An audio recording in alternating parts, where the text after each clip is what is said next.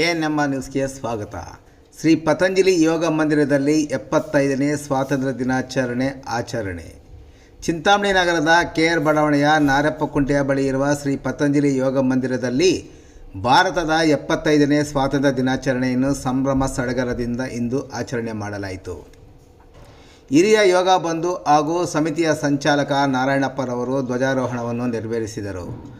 ನಂತರ ಮಾತನಾಡಿದ ಅವರು, ನಮ್ಮ ದೇಶದ ಸ್ವಾತಂತ್ರ್ಯಕ್ಕಾಗಿ ತನು ಮನ ಧನ ರಕ್ತ ಜೀವವನ್ನು ಧಾರೆ ಎರೆದು ನಮಗೆ ಈ ಸುಂದರ ಭರತಖಂಡವನ್ನು ಕಟ್ಟಲು ಬಿಟ್ಟು ಹೋಗಿರುವ ಮಹನೀಯರಿಗೆಲ್ಲ ಗೌರವ ನಮನಗಳು. ಅವರ ತ್ಯಾಗ ಬಲಿದಾನಗಳನ್ನು ನೆನೆಯುವುದು ಪ್ರತಿಯೊಬ್ಬ ಭಾರತೀಯನ ಕರ್ತವ್ಯ ಎಂದರು. ಕಾರ್ಯಕ್ರಮದ ಅಧ್ಯಕ್ಷತೆ ವಹಿಸಿ ಮಾತನಾಡಿದ ಶ್ರೀ ಪತಂಜಲಿ ಯೋಗ ಶಿಕ್ಷಣ ಸಮಿತಿಯ ಜಿಲ್ಲಾ ಸಂಚಾಲಕ ಶ್ರೀನಿವಾಸ ರೆಡ್ಡಿ, ಭಾರತದಲ್ಲಿ ಹುಟ್ಟುವುದೇ ಒಂದು ಪುಣ್ಯ, ಭಾರತೀಯರಾಗಿರುವುದಕ್ಕೆ ಹೆಮ್ಮೆ ಪಡೋಣ ಎಂದ ಅವರು, ದೇಶದ ಸ್ವಾತಂತ್ರ್ಯಕ್ಕೆ ಎಷ್ಟೋ ಮಂದಿ ಹೋರಾಟಗಾರರಿಗೆ ವಿದ್ಯಾರ್ಥಿಗಳು ಮತ್ತು ಮಹಿಳೆಯರು ಮತ್ತಿತರರು ಸಹ ಸಾಥ್ ನೀಡಿದ್ದಾರೆ ಎಂದು ವಿವರಿಸಿದರು. ಈ ಸಂದರ್ಭದಲ್ಲಿ ವಂದೇ ಮಾತರಂ ಮತ್ತು ದೇಶಭಕ್ತಿ ಗೀತೆಗಳ ಗಾಯನ ಸಹ ನಡೆಯಿತು. ಕಾರ್ಯಕ್ರಮದಲ್ಲಿ ಹಿರಿಯ ಮತ್ತು ಕಿರಿಯ ಯೋಗ ಶಿಕ್ಷಕರು ಸೇರಿದಂತೆ ಹಲವಾರು ಯೋಗ ಬಂಧುಗಳು ಭಾಗವಹಿಸಿದ್ದರು.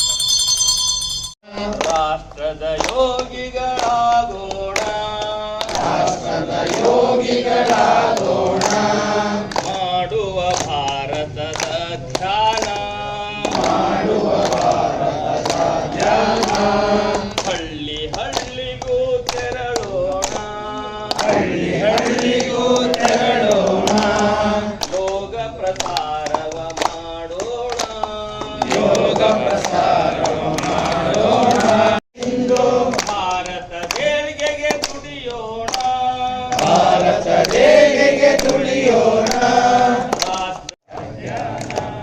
ಮಾಡುವ ಭಾರತದ ಸುಫಲ.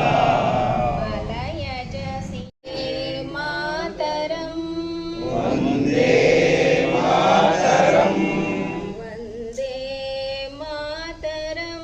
ಮೊದಲಿಗೆ ಬಂದ ನಂತರ ನಮ್ಮ ಪ್ರಧಾನಮಂತ್ರಿಗಳು ಯೋಗದ ಬಗ್ಗೆ ಒಂದೇ ಮಾತು ಹೇಳಿದ್ರು, ಯೋಗ ಇದು ಎಲ್ಲ ದೇಶಗಳಲ್ಲೂ ಆಚರಣೆ ಆಗಬೇಕು, ಇದು ಎಲ್ಲ ಮಾನವರಿಗೂ ಸಂಬಂಧಪಟ್ಟದ್ದು, ಯಾವ ದೇಶಕ್ಕಲ್ಲ ಧರ್ಮಕ್ಕಲ್ಲ ಅಂತ ಹೇಳಿದಾಗ ಎಲ್ಲರೂ ಒಪ್ಪಿಕೊಂಡ್ರು.